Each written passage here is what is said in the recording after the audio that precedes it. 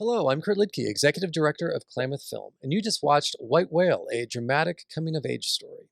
With us is the film's director, Hannah Lilly. Hannah, thank you so much for joining us. Hi, thank you for having me. So this was a student production through Southern Oregon University, correct?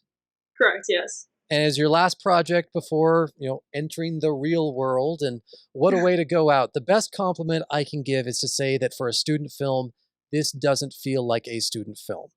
It Thank you. was really well acted. It was well shot. You had some really interesting camera angles and an interesting story. So please tell us about how White Whale came to fruition. So this is actually something a story I developed back in 2017. I have a lot of friends and just a lot of people in my life who have been stuck in dark places, whether it's because of drug addiction or a home life, and it's like really hard for them to grow and to move on from these situations.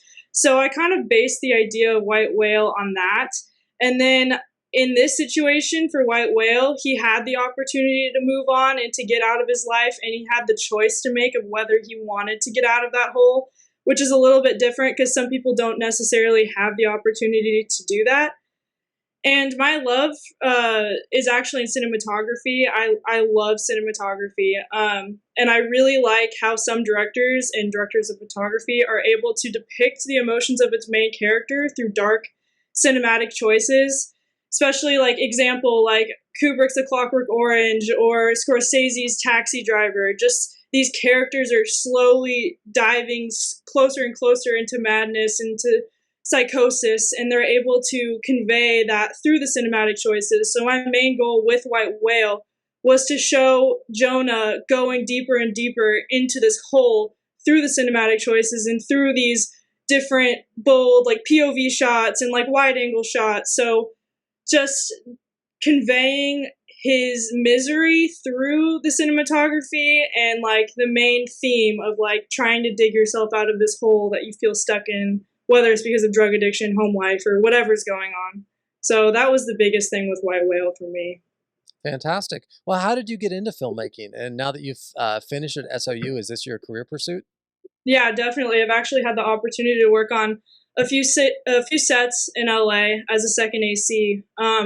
But I got into filmmaking. I actually went to a different college. I went to Southern Utah University, and I took one film class, and I just like fell in love with it. I made some weird, dark movie about some kid with schizophrenia, and then I decided to transfer to a school with a film program, and that's when I found Southern Oregon. I'm also a softball player, so they have a softball team as well.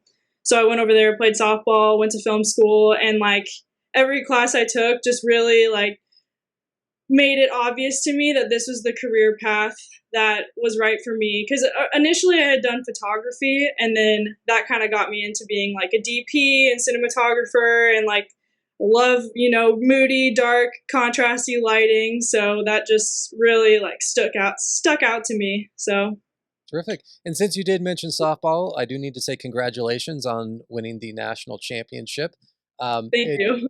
we thought it was quite bizarre that a nationwide tournament would result in the college from Ashland versus the college from Klamath Falls playing for the championship. The odds of that seemed odd, but congratulations on that. I'm not sure if that was as awkward for everyone on your team as it was for everyone watching back here. Like Klamath versus Ashland for the national championship. That's strange, but okay.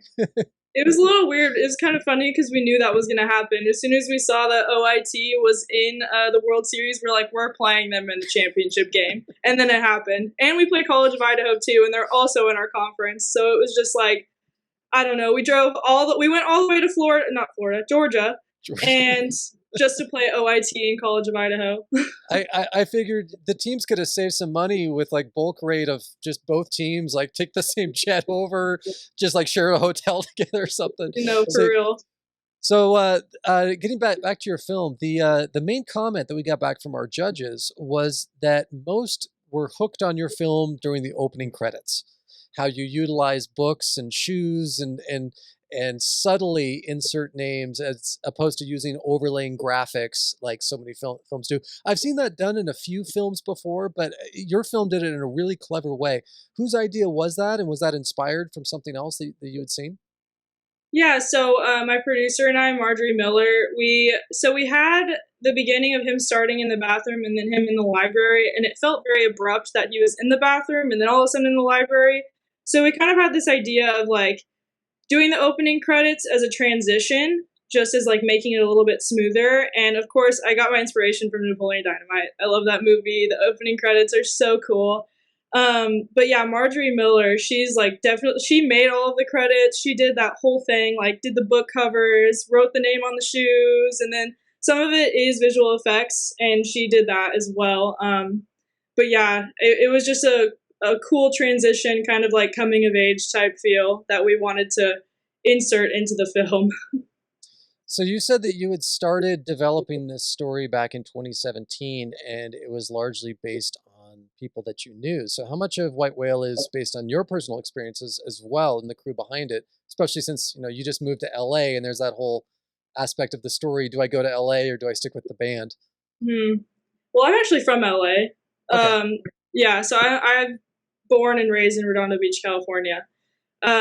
So a lot of it is based on true stories. There's actually a specific person that really inspired this story, and I kind of like obviously embellished some things and then put some twists in there. And a lot of it, there's a lot of biblical references within the film as well. Like everybody has a religious name, and all of the religious characters are like Adam, and the dad's name is Saul, and he's kind of like a villain in the Bible, and like so there's a lot of religious tones in White Whale, and that all came from like my relationship with the specific person who I based it off of. Um, so yeah, a lot of it is taken from real life, and then like a lot of it is just like slightly embellished to create more of a story and to make it a little bit more interesting.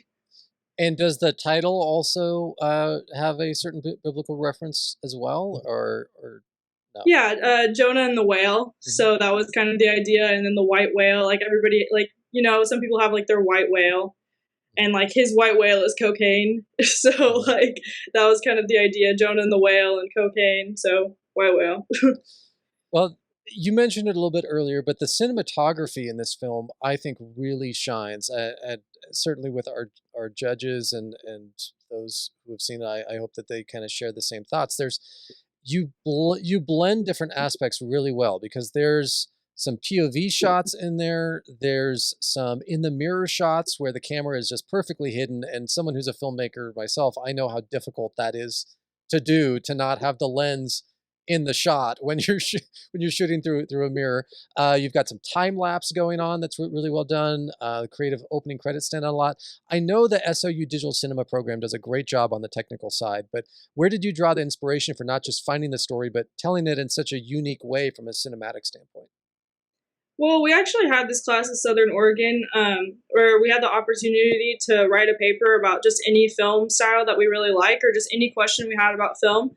So the paper that I chose to write was actually about the cinematic choices made in Taxi Driver, A Clockwork Orange, and Donnie Darko because I really liked the stylistic choices used in those films. So I got to explore and like dig deeper, and I really fell in love with the wide shots used in A Clockwork Orange, like the POV wide shots. It just like really put the audience in the shoes of like whether it was the victim or like Alex, the main guy. And I really liked the depiction of that. So I kind of took that, and then also there's this other film called Enter the Void. I don't know. It's very much POV based. It's very experimental, trippy, and I liked a lot of the shots used in there, and once again how it like depicted the emotion of the character. So I kind of just like based off that paper, getting more into detail about the cinematic choices made, and then just different things that I watched over time that really helped me like develop the cinematic ideas. Like also because this was my senior film, it was very much like throw everything about cinematography into this film, and I was like, I'm gonna try some stuff here, like coordinating those POV shots and blocking those POV shots. That was something that took a lot of time, and yeah, a lot of inspiration just from other directors of photography, and like just like I said before, taking like the dark twisted mind of your main character and then showing that visually for the Mhm. audience. Great. So Since this was just recently completed, we still have this whole pandemic thing going on. How did COVID complicate the film production? Because Oh, it's hard enough to make a quality film under just regular normal circumstances, right? But then throwing all the complexities of the pandemic and added restrictions, how much did that amplify the difficulty in completing this film? there's a lot I could say. A lot. First of all, I had a concussion when I filmed this entire thing. So that made it really, really hard, and I couldn't reschedule because of COVID. So yeah, I filmed this thing concussed. And then, second of all, with the whole party scene, because of the restrictions that we had because of COVID, we only had like 10 extras. So it was really hard to like spread people out and put them in the right position, have people crossing the frame. Like we had to have some of our main characters just in the background with different clothes on and just like with their back to the camera.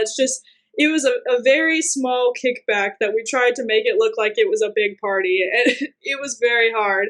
And also, day of shooting that part, one of our main actors had been exposed to someone with COVID. So he didn't come.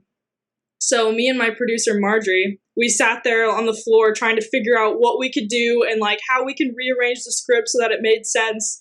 So we had the character as Levi, and we had to just make it seem like he was just gone. And we filmed the rest of it just like with Adam, because it was supposed to be Adam and Levi, with the final tell-off scene, but it was just Adam because Levi was, because of COVID. So basically, we just had to shorten some things, get rid of some dialogue, move things around, and then we were able to kind of play it off like he was there, and then he maybe just left, or maybe he went home. I don't know. So that was the hardest part, was probably rearranging the script because of that. I remember a couple of years ago I was having a conversation with director James Ivory, who's Academy Award winner, who's from Klamath Falls originally, and he'd come back here, and he was telling me about a film he made in India where his lead actor got arrested on day one. And so the fun kind of behind the scenes things that are going on, you've invested all this money, and all of a sudden your lead actor is in prison. What scenes can we film that don't have the lead actor while we negotiate their release? That sort of thing happens, and a lot of times the audience doesn't know after the fact because all they see is the finished product. But sometimes what's happening behind the scenes is just as much, if not more, more interesting of how things come together. So with that in mind, any bloopers or really memorable outtakes or moments that stand out from the production? I don't know. When the last part, the porch scene, when the main characters are kind of having it out, it was like 2 in the morning when we filmed that, and it was like an 18-hour day. So I think there was like 15 takes of Adam confronting Jonah, and he kept like looking at him in a way that it looked like he was hitting on him, because we were all just so tired. It was just like he was really finding it hard to approach him in the right way. So he kept like licking his lips and like looking him up and down. And I was like, Thomas, like, no, that's not working. And then the main character kept getting really uncomfortable, Lawrence, and he was just like, okay, like back away from me. It was getting a little weird. It was 2 a.m., 18-hour day. And yeah, so Thomas was trying to make the moves on Lawrence, and it was just it was funny. We finally got it towards the end, but it was really funny.